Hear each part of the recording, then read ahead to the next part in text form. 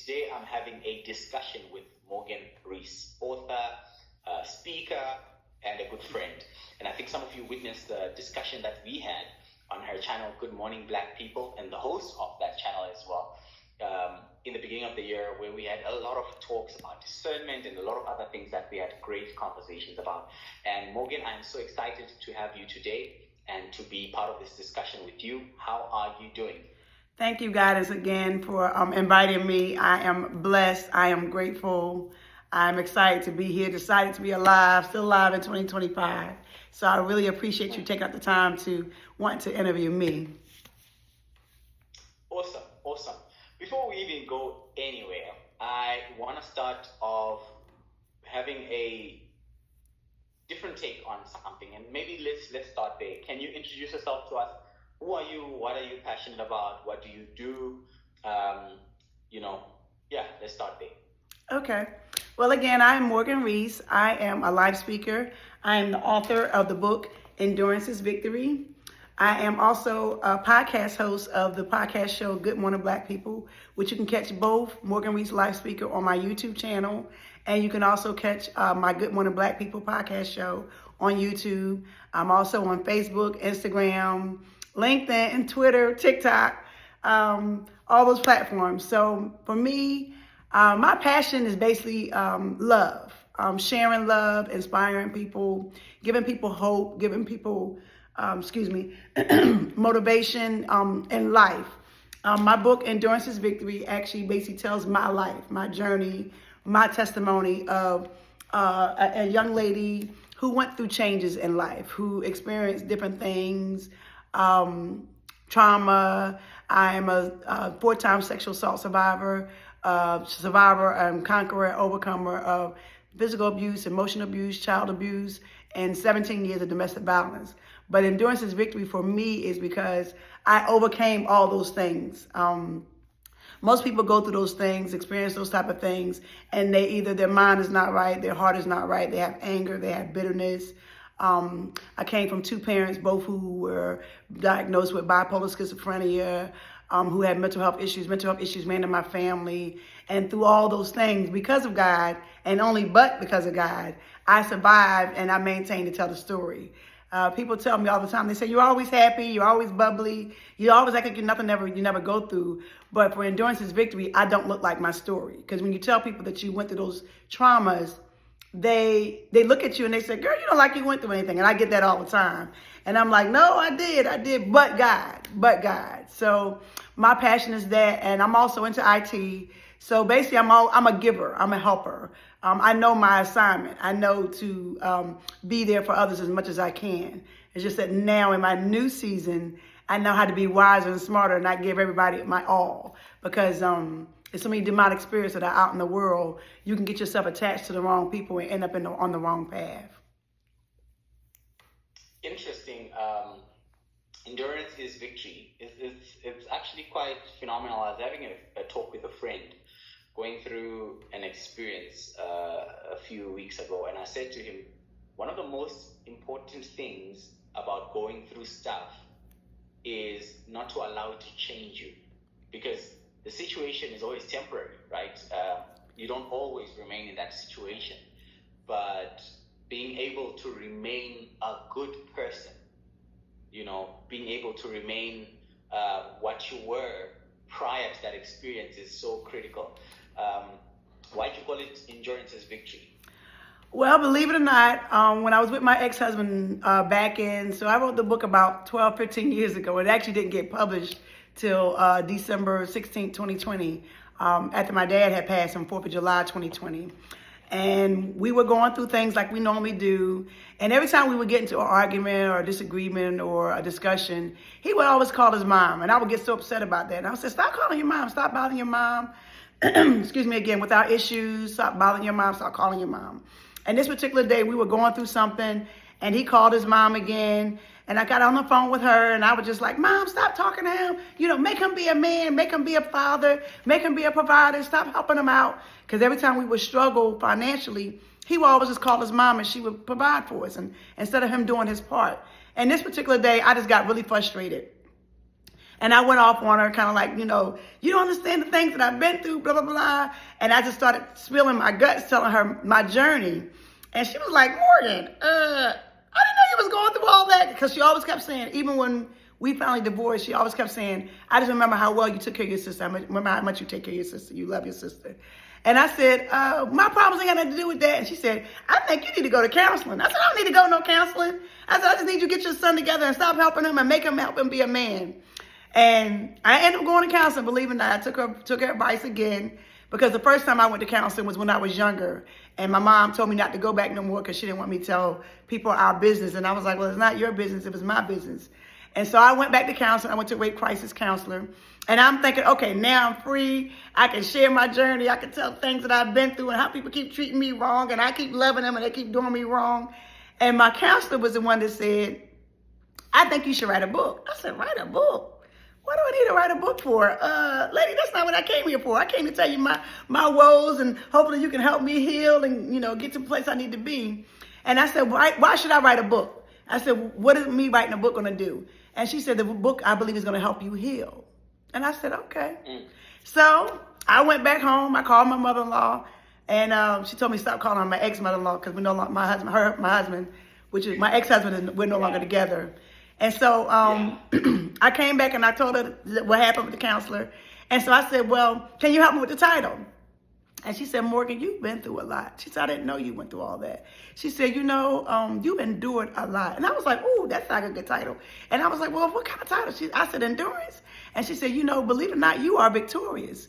And she was like, because I didn't know you was dealing through all that, because she didn't even know, had a clue of half the things that I dealt with her son until the end. And she the one actually helped me come up with the title. And here we are years later. I called her and told her, thank you for helping me with the title. She said, well, I don't even remember me helping you with the title. She said, but believe it or not, you had to provide the content. She said, even if I did help you with the title, you provided the content. And that's where Endurance is Victory came from. Because I really thought about all the things that I went through, even things I'm still going through now. I'm still strong. I'm still resilient. I'm still persevering. I'm still going through while I'm trying to heal, get delivered, and still try to help other people heal, give them hope, and get delivered. That's actually quite awesome, isn't it?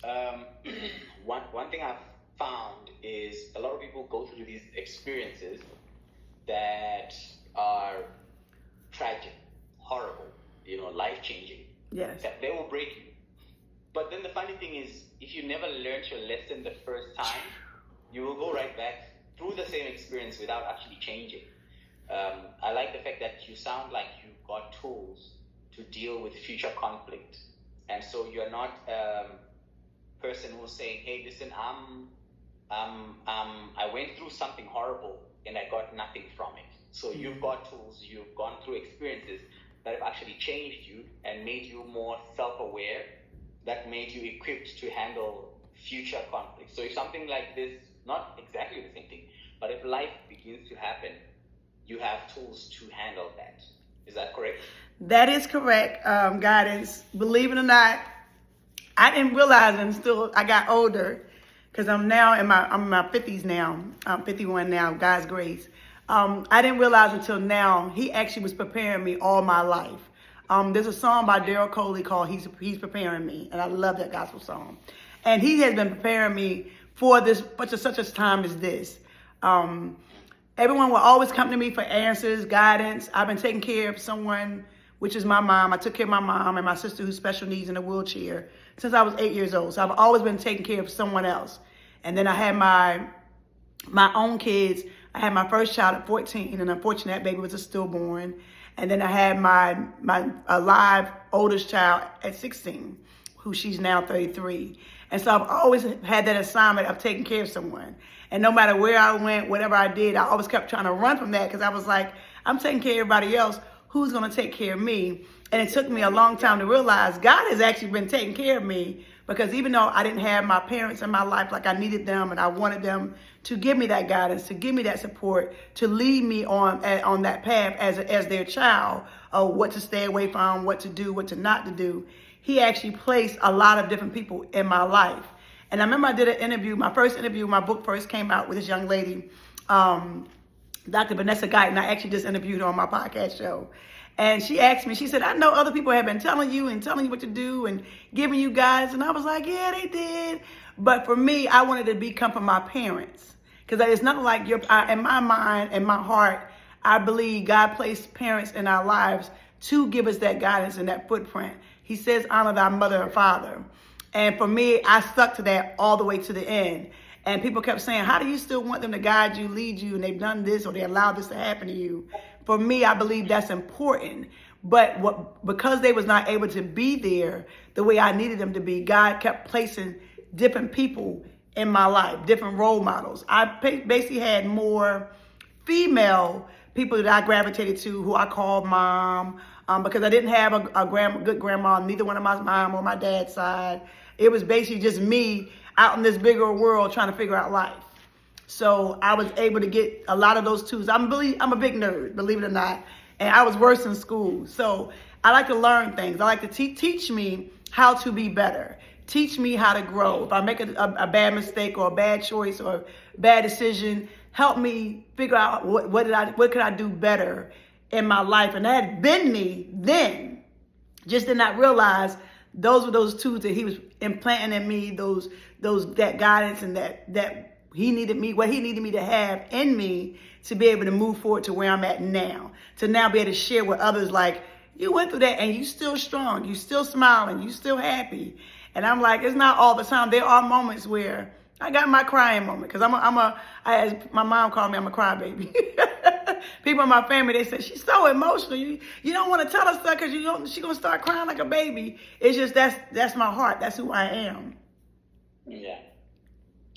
I want to pause for a minute, and we had talked about 2 weeks ago. We had a conversation on a call, and I asked you about your podcast name, and I feel like I would like to ask you that question again in front of everybody. Why call it Good Morning Black People? I mean, is there a specific narrative around Black people, or was that just an idea that you were working with? What's the deal with the Black people thing there? Okay, so believe it or not, Good Morning Black People title was when I was with my first brand manager, and unfortunately, we had to part ways. And he was the one that actually suggested that I even do the podcast, because I wasn't even going to do a podcast. God already told me my assignment. He said, you're going to finish this book finally, because everybody kept saying when I'm going to finish the book, and I was holding on to the book. And my baby kept asking, when you going to finish the book? My cousin, other people who knew of the book was like, when you going to finish this book? And my goal and my assignment was, if you told me I'm going to share my book and my story and my journey, my testimony around the world, I was focused on that. And the young man reached out to me on Instagram because he said he saw my page, and he invited me to the Clubhouse. It's an app that's on another social media app. And it was a part of a book club. His Clubhouse was named Book Slam, where he brings different authors, poets, all those different people to read their material. And I came on his Clubhouse, and in the Book Slam, and I read my book. And of course, I shocked people with the part of the content that was in the book. And then after that, he said, Morgan, I think we should work together, blah, blah, blah. I think we can do this. I think we can do that. And I said, ooh, perfect. I got somebody that's going to help me get this story out. I'm going to have speaking engagements all over the place. I'm going to share my journey worldwide. I'm going to finally get a chance to travel to places I've never been before. And he said, Morgan, you got a great voice. I think you should do a podcast. I said, a podcast? I don't want to do no podcast. And he was like, yeah, Morgan, you got a great voice. You got a great personality. You got a lot of energy. I think you'd be good doing a podcast. And I was like, okay, I'm following along with him. Let's do a podcast. And I said, what title can we give? And he the one helped me come up with the title, Good Morning Black People.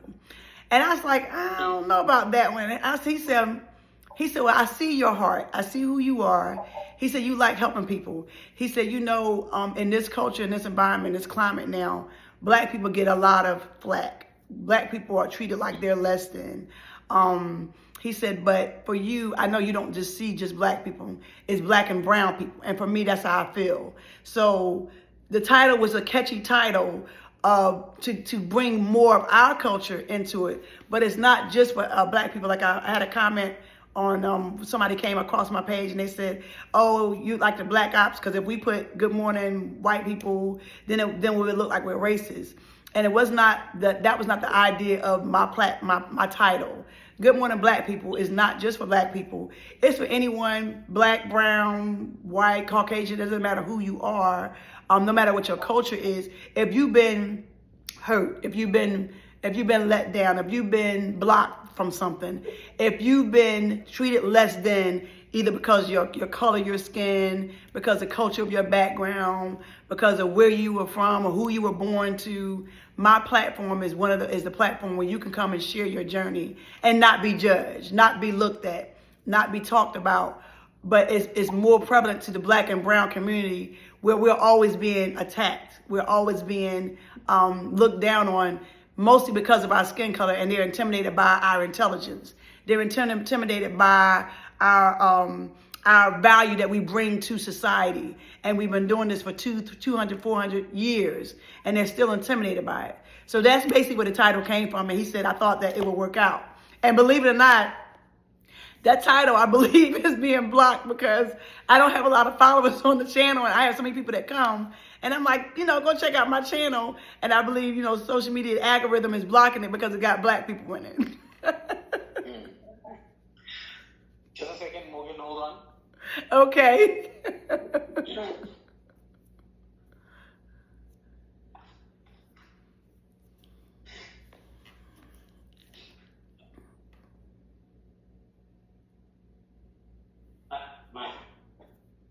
Imagine.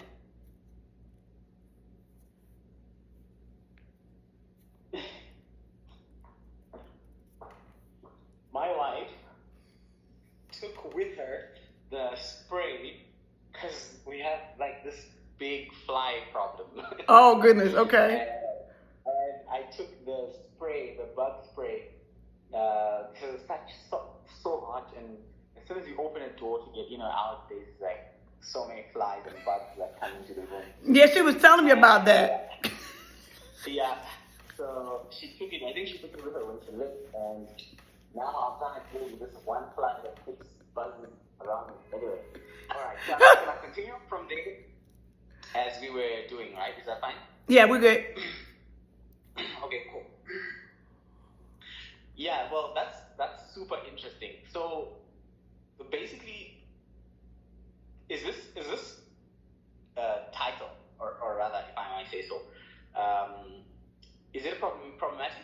Do some people react badly towards it? Like that comment, was it in a bad way, or was it just someone sharing an opinion or thought about it? Are you talking about the gentleman that posted about the title?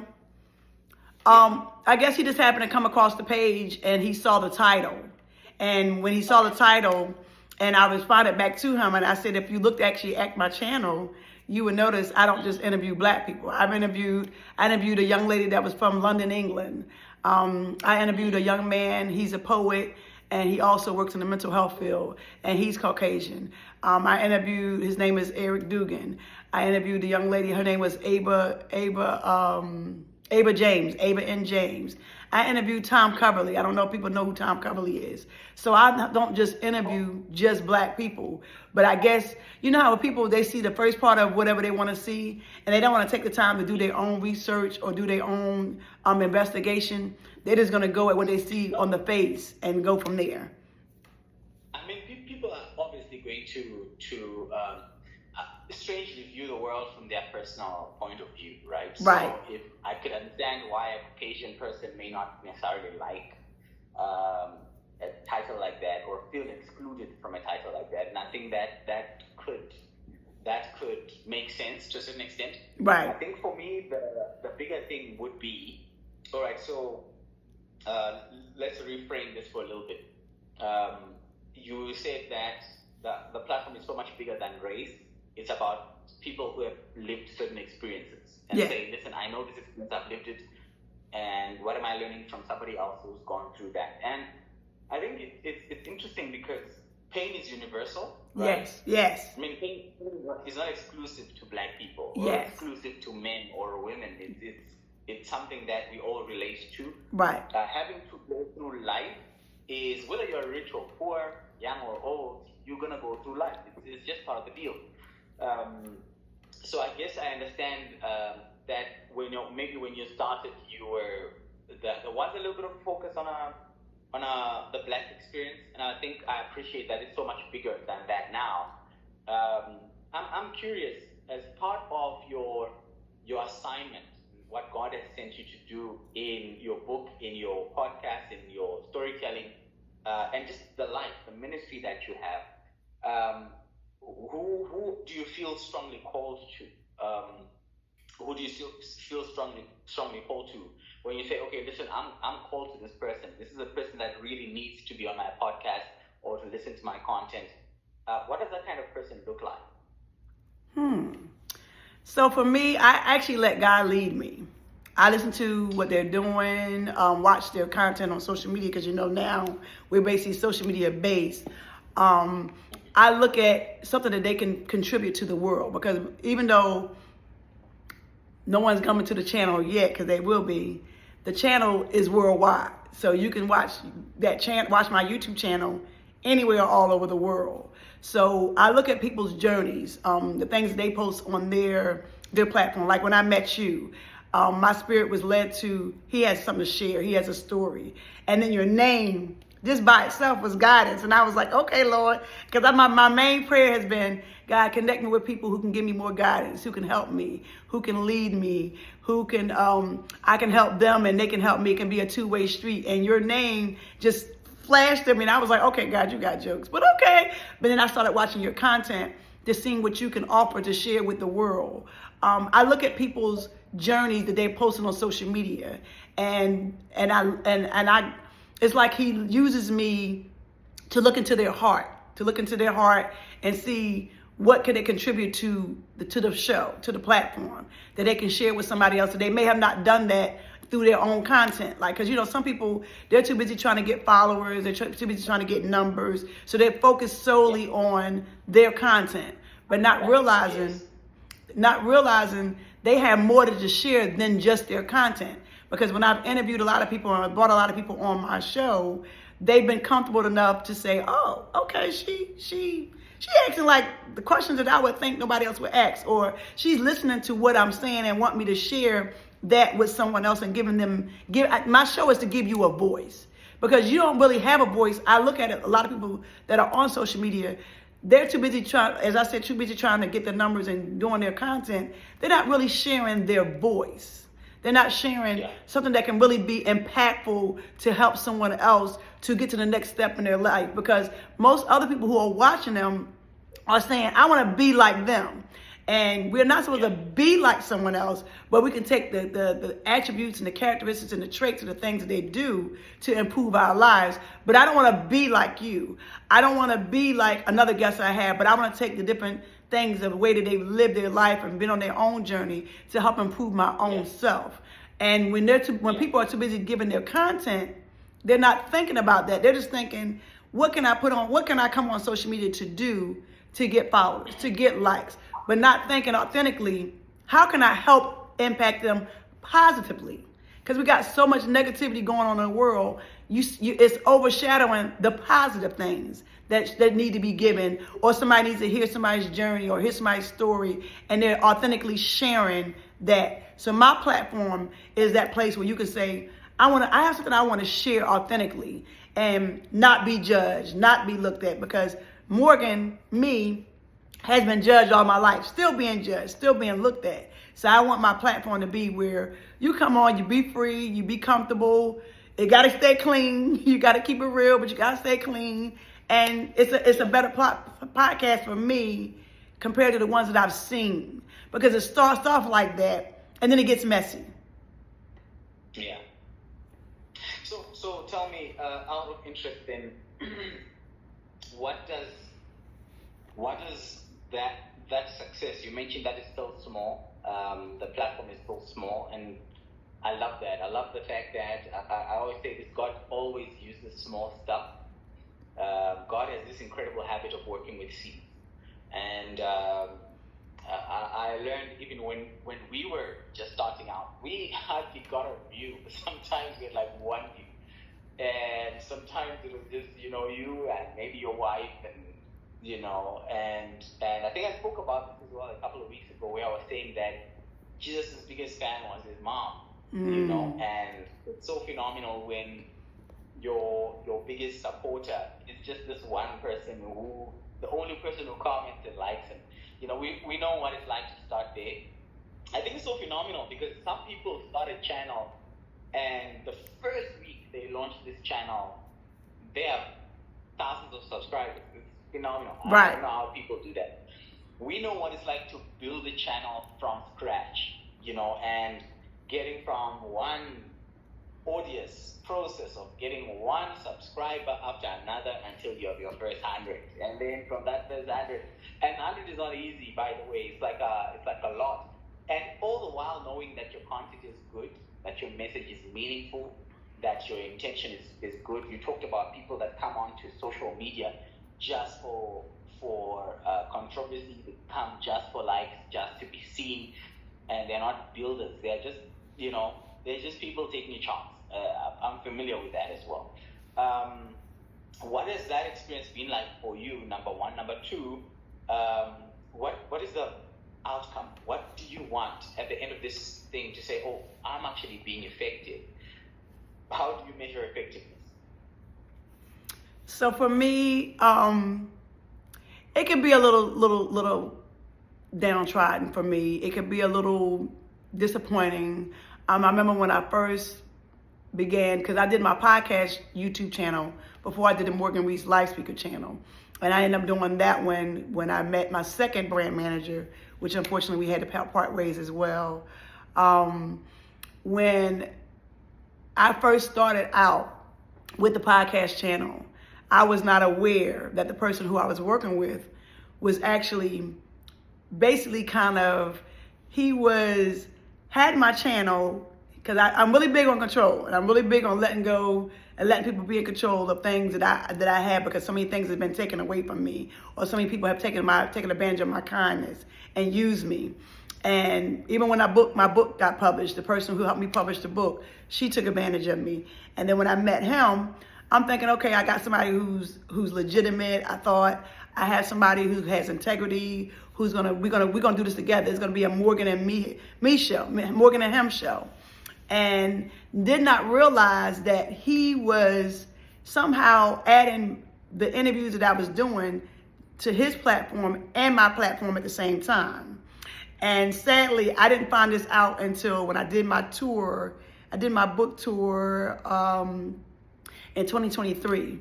I did my book tour in 2023, and one of the places I went to where I was a guest at the interview, the young lady brought it to my attention. She said, do you know that when we did our interview, because I interviewed her as well, that I could not find it? And I was like, what are you talking about? It's on my YouTube channel. And she was like, no. And her husband said, no, I think that guy is adding your stuff to his channel. And I was like, no, he wouldn't do none of that. Well, we may be parting ways anyway after this tour. Depends on how this tour go. And after we finally parted ways, I realized that's what he was doing.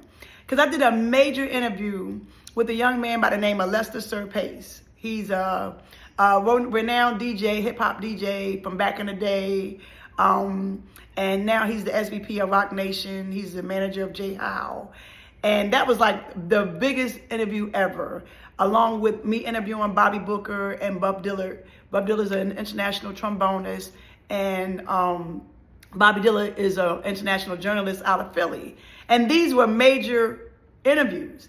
And he's not knowing who I am as God's child. When we first started doing this podcast, he said, Morgan, you got to go find the people. I said, okay, I'm going to find the people. And that's what I did. I prayed. I said, Lord, lead me, guide me, point me to the people who you want to come on this show. And those first 3 people was shocking to him. He kept saying, Morgan, how you get the people? I said, don't ask me, ask God. And not knowing that he allowed Satan to climb into his mind and into his heart to say, ooh, she can help build me up. Because he already had his own platform as well. He was an author as well. He was a host. He was up to do voiceovers. He had a big background. He had a bigger background than I did.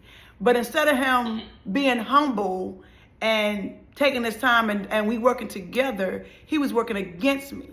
And with all those interviews that I had did prior to me taking my content back and taking control back over my information, nobody still was following me. And I'm sharing my links and I'm going through and I'm cleaning up, and this SEO thing, I'm still learning this. I'm in IT, but my thing is making me work harder than I want it to work when I know I have good content. And so it took a while, guidance, because my podcast actually only been out 2 years. It was birthed, believe it or not, January the 20th, 2023. Believe it or not. And I was getting a little disappointed. I was like, well, maybe I shouldn't do no more interviews. Maybe I shouldn't reach out to nobody. I was being, I was just like, Lord, you sure this is my assignment? Because it's just not working in my favor. And it took a while for me to even go from 70 to now I'm at 133 subscribers. And I was still like, I don't know if I should do it. So I kept pulling back. I would find people, and if I wouldn't get a response, I mean, I'm sending response requests to people to come on my show. Believe it or not, guidance, I used to be a limousine driver back in the day in Philly in the 90s. I know, I had a lot of hats. I used to be a limousine driver back in the 90s. And I interviewed some of the greatest, I drove around some of the greatest celebrities. My first celebrity passenger was Will Smith back in the day. That was when Will Smith, right before he made Ali. Jada Pinkett was my passenger. Patti LaBelle became my regular passenger after they gave her to me for my birthday. Boyz II Men, Wanye, Sean, Mos Def, Melissa Etheridge, Joan London, Marie Osmond, the president of Unisys, the president of Merck. These are the people that I actually drove in my car. I was like Left Eye when she was part of TLC. She actually came to my home when I was living in the projects. I even reached out to these people, asking them to come back on my show to see if they remembered me, for me to interview them, and just regular people as well. And I wasn't getting any traction. And I know because of them, they got their own platforms, and they're like, "Who, Morgan? I don't know who no Morgan is. She used to be my driver. I don't remember her." Yeah. And of course, I don't look like the same person that I looked back in the 90s. That ain't the same person. Yes. I was getting disappointed. I was like, Lord, you sure am I supposed to do? Because Shirley Caesar. I done reached out to Shirley Caesar. I want her to come on my show because my family grew up on listening to her music. And I'm like, well, Lord, I don't know. And I'm even just regular people. And I was like, God, I don't think this is supposed to be for me. And then when I met my second brand manager, and she the one helped me birth the Life Speaker part. She said, you got stories, you got journeys. She said, you are a storyteller. You know how to tell your journey in a story format. Even people who read my book, they say, it's like I can hear you speaking as you're writing in this book. And she said, you need to go ahead and create your own channel, which is Moments with Morgan. And I was like, okay, Moments with Morgan Rees Life Speaker. She was like, go ahead and put it out there. And I've been doing that since last year. And I only have 78 subscribers. And I'm like, now, God, you told me this is my assignment. Now, you told me I'm supposed to be doing this. I'm supposed to share this to impact and empower the world and give people hope. What my numbers gonna look like? They numbers. Even the people like you, I'm interviewing. I'm bringing you on my show, and you got more followers than I do. And I'm like, is this a joke? Are you trying to play with me?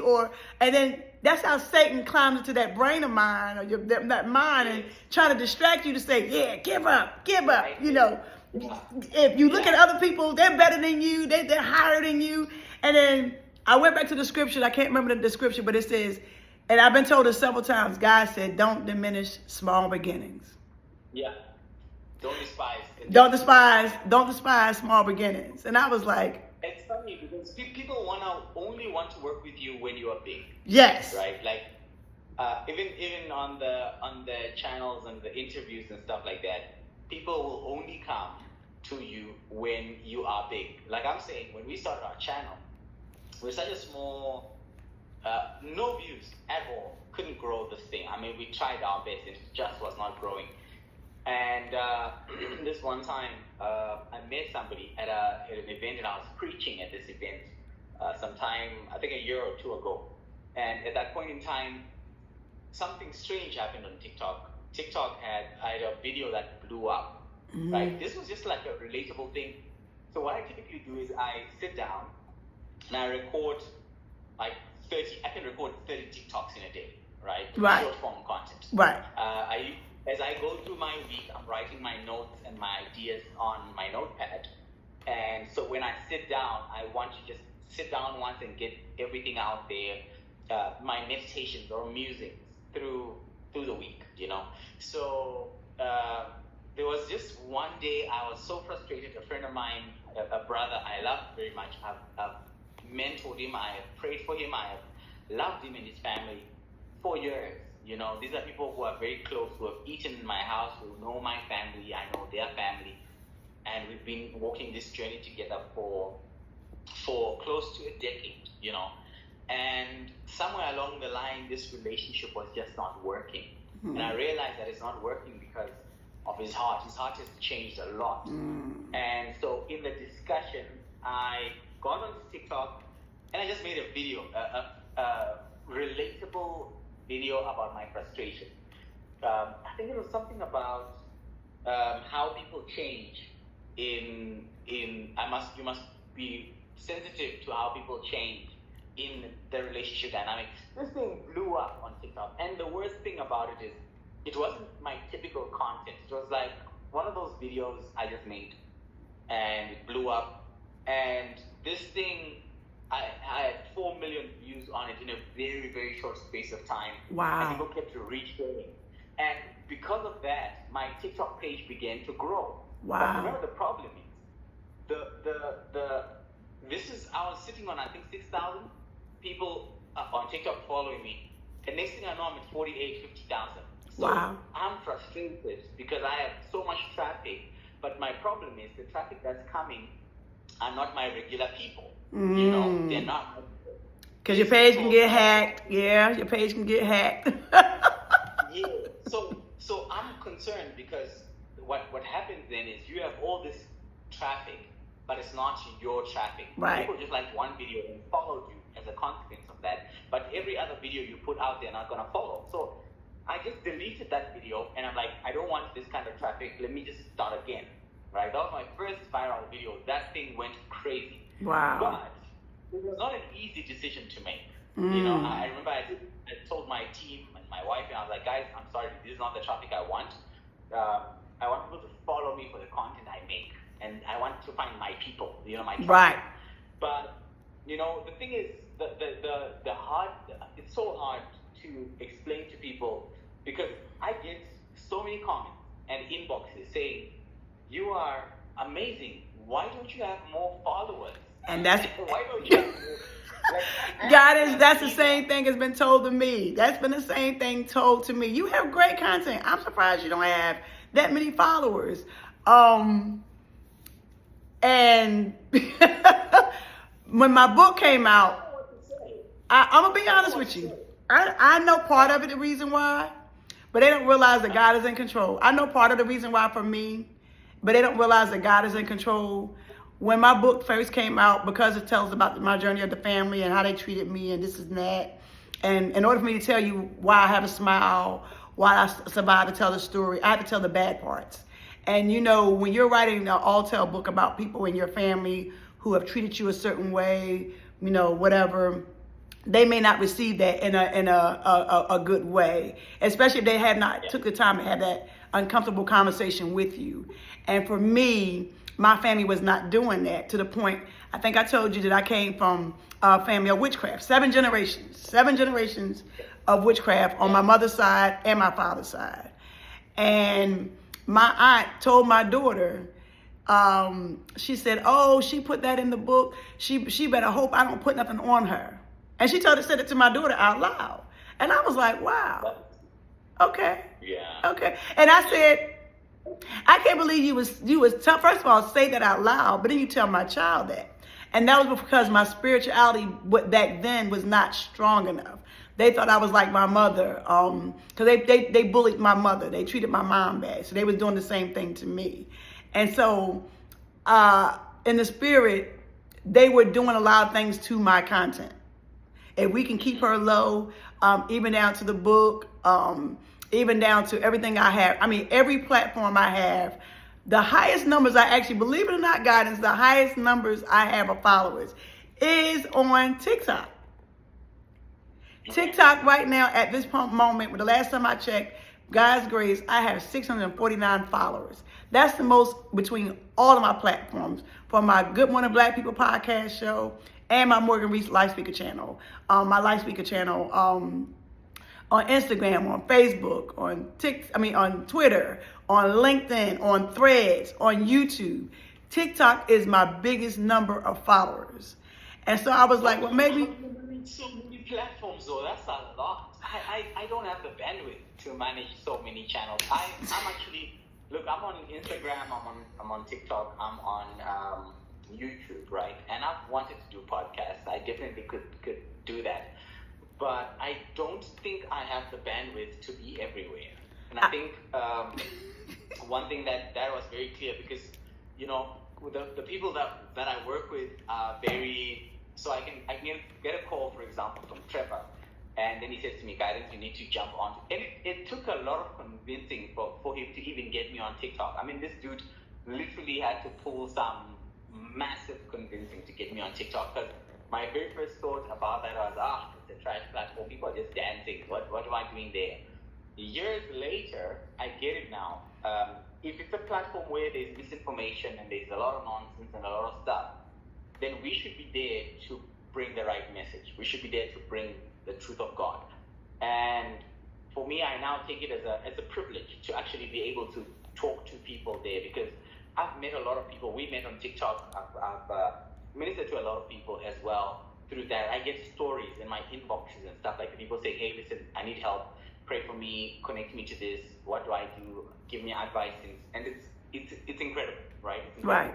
But how do you get that bandwidth to threads and all of that? Like, how do you do that? Well, believe it or not, you remember I told you I'm in IT. And when I met the guy, the first one who actually got me started with the podcast side, because at first I was just doing the Morgan Rees Life Speaker side. I was just only doing that, promoting my book, doing my thing, figuring out how to put it out there. I'm good at multitasking. As I told you, at 8 years old, as a child, I was taking care of my mother, who has mental health issues. I was taking care of my sister, who's in a wheelchair. Then my mother had other kids, and then I had my own kids. At one time, during my journey, when I was like 19, I want to say it was like 18, 19, maybe. No, yeah, 18, 19, when my brother's father had passed. My mother's second ex-husband had passed. And I was taking care, at that time, I was taking care of my two children at the time, my four siblings, which is three siblings. My two brothers, they was 3 and 4. My sister, we're 5 years apart, so she was like probably 15, 16, and including my mom at that time with mental health issues. So I was taking care of all those people at one time. And going to school, I was in college full time, and I was working full time. And for me, at one time, it was a lot for me, but I was trying to figure out how to do it. And my mom's sister was living in Philly with us at the same time. And I'm thinking, she's her older sister. She's a year older than her. She's going to help me out. She got kids as well. I got help. Believe it or not, they did not help me. They did not help me. She would act like it was too much for her to help me take care of my sister. Because at that time, my sister couldn't change herself. We had to change her diapers and all that thing. And she just refused. And none of my cousins would help me. And I was handling all of that for about a good month, because my mother had a really big breakdown when her husband had passed. And I was like, Lord, I need help. I don't know what to do.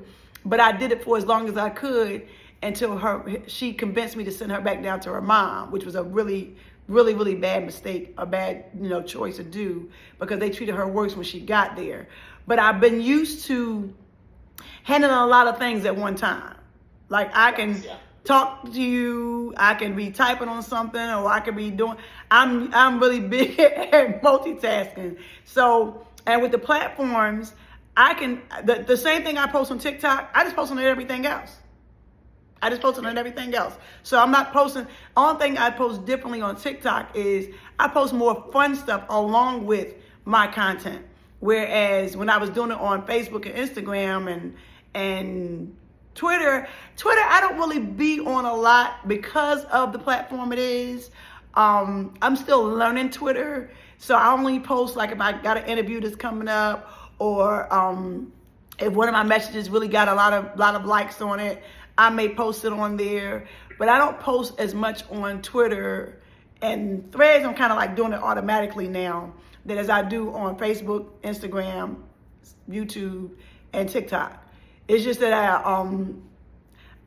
guess I'm just being good at multitasking, because everybody, even like in my personal life, people say, look, oh, Morgan ought to do it. My kids say, man, I need you to do this. I need you to help me with this. And I'm like, what y'all gonna do if I'm not here? Oh, you're not going nowhere. I'm like, no, literally, what you gonna do when I'm traveling and I'm not gonna be in the country? I'm not gonna be at your close advantage.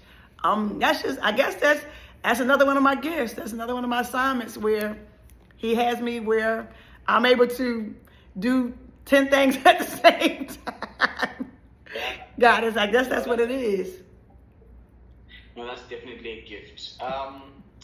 What would you say? I want us to put this here, and we're gonna definitely take snap. Okay. Sorry, somebody is calling me. Not sure why. Hold on. Okay. But it was actually good, because my camera actually records 15 minutes in. It's a long camera, so I have to stop and start every 10 minutes, which is great. Anyway, all right, cool. Okay. So, all right, cool. So we'll just start from there. Let me put it on silent so you get more light screen there. Okay, cool. All right, so let's, as we close, I wanted just to ask you one final question. If you could say a word, if you could speak any word of encouragement to anybody listening, or who is part of this discussion, what would you say? If God had put one core message in your heart to share today, what would it be? I would say, don't give up. Life is hard. And God gives us tests and trials and tribulations to make us stronger, wiser, and better. But Satan also gives us trials and tribulations to try to weaken us, to make us less than, to make us feel like we're less than. Stay surrounded by more positive people in your life than the negative people. Satan gonna do his job. He's always on his job. His job is to kill, steal, and destroy. And it starts with our mind. It starts with our heart. If he can interfere and attack your mind and attack your heart to the point where you harden your heart, you don't have no love, or if you do, you got half love, or you still got unforgiveness in your heart, you still got anger, you still have resentment or bitterness, you have not began that healing journey. Stay connected closer to more positive people in your life. Ask God to give you wisdom and discernment, because Morgan had to do that because of my journey, because of my life, I was connected to so many familiar and monitoring people, spirits, and those people and at the same time, I was telling people so much of the things that I went through, thinking that they was helping me, because I've always had that heart of, I need your help. Can you help me? What's going on? Why is this happening to me? Why is that happening to me? What am I doing wrong? And I remember people would tell me, girl, things you've been through, there's somebody's going through things worse, which they were. But at that time, I did not see that, because everybody that I was connected to was not feeling, putting positive into me, or filling me with great things or good things. If anything, they was filling me with negative things, or they was putting in my mind or my heart or my spirit to say, you're not going to be this, or you're going to be just like that person. You're going to be just like your mom. You're going to be just like your dad. And to some people, that could be a negative because of parents that I had. But for me, that wasn't a negative. It was a positive, because yes, they did make bad choices and decisions, and because of their journey, because of their path and the decisions that they made in their life. But that was not me. That was not who I was going to be. As they say, you train up a child in the way that he should go, and he will never depart. I still received good values from them. I still received good good guidance from them and through the things that they were doing that was not good. There were some moments that they did show me good things. So connect yourself with people who are positive. Connect yourself with people who are good. Ask God to increase your wisdom, increase your discernment, let you know, like my big sis said, she said, even if you see how a person walk and they don't walk right, you see them talking and the things that they're doing and the people that they're hanging with, and even if you don't have, it's not that you're judging who their circle is, you just watch what you don't want to be a part of, and which is what I told my mom, and I wish I would have had a chance to tell my dad. It wasn't that I was trying to be better than, it's just I saw the things that you were doing and the way you were acting or the way that you were doing things. I was not in agreement with that. So because I'm not going to be in agreement with that, I'm going to try to do it differently. Not saying that I'm better than, not saying that you're walking around with your chest pumped out, because you're supposed to be humble with everything that you do, everything, every place that you go, everything he gives us, because God's given us everything, from our roof over our head, to the clothes on our back, to the food on our table, to the way you get from point A to point B. He's given us everything. And as quick as he give it to us, he can take it away. So be more vigilant in connecting yourself to more positive people and telling yourself, I am good. I am wonderfully made. He created me in his own image. And Jeremiah 29:11, for I have plans to prosper you, not to harm you. If you have a lot of health problems, if you have a lot of mental health issues, that's not good. That's not of God. That's a harm. He giving us plans. He wants to have hope for the future. He already knew who we were before we were formed in our mother's womb. So if that's what he's already promised us, and he's not a man that he shall lie, connect yourself to people who are like that, who are on the same path, but also watch how they do things, because you could be around the richest person in the world and they may have not did the right thing for the right reason, or they started off that way, and then as life went on, they let Satan get into their mind and their heart to do things that were evil. Still stay loved, still continue to have a good heart. Search your heart, and think about the things you've done. And if I don't say anything else, please forgive. You've got to forgive. Not just the people who've done things to you. Even if they don't hear it out loud, you had that conversation with you and the Lord. Forgive yourself. Forgive yourself for the choices you made in your life. Morgan, I am happy that we managed to have this discussion today. I am as well. I'm super excited that actually we get to share it with everybody. We have these talks on the phone, and I'm starting to think you're motivating me to start calling people to discussions on Ecclesia, because I have phenomenal discussions with people. Yes. Like I think some of the best conversations of my life happen on WhatsApp. That's right? it. Like a WhatsApp call.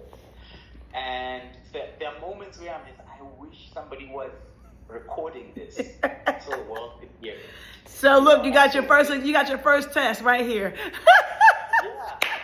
Yeah, absolutely. I think I'll do a lot more discussions like this, because from our WhatsApp group and everything, some of the guys in that same community, we talk on WhatsApp, and after a 30-minute, 45-minute conversation, he was like, wow, that was incredible. Right. And the most important thing even for today's discussion it wasn't a planned discussion. It's just on the spot. That's it. Conversation. That's it. I almost sat down to prepare like questions for you, and I'm like, nah, man, let's talk. Let's just have a discussion. That's it. And I'm glad we did that. Speak from the heart. Thank you so much for doing this with me today, and having a discussion with me. And I think for any of you listening and paying attention, please find Morgan online. She has her personal channel. I think it's Morgan Rees author, right? So I'm going to give you all of my channels. So on Facebook, Instagram, LinkedIn, YouTube, Threads, Twitter, TikTok, I am Morgan Rees, life speaker. You are everywhere. I'm everywhere. And it's Morgan, and it's Rees, Rees, without the E, life speaker on all those platforms. And then for my podcast channel, which is Good Morning Black People, I'm on Facebook, Instagram, and YouTube as Good Morning Black People. And then you'll see me. Absolutely. Now, I'll definitely share all the links in this discussion, and anybody that wants to follow and just find out what's going on and what you are sharing, what's going on in your corner of the world. I'm excited. Thank you so much, guys, for being with us. Oh, today. wait a minute. And I also want to let them know they can go to my website. So I also have a website, which is morganreesllc.com. So that's M-O-R. Yes, MorganReesAuthor.com. Okay, cool. I'll also check it out. I actually have not been to your website. I checked out all the social media platforms, but I did not go to your website. So I'll definitely make a turn through there as well. All right, guys. God bless you. Thank you so much for being with us. We'll see you soon. Be blessed. Thank you.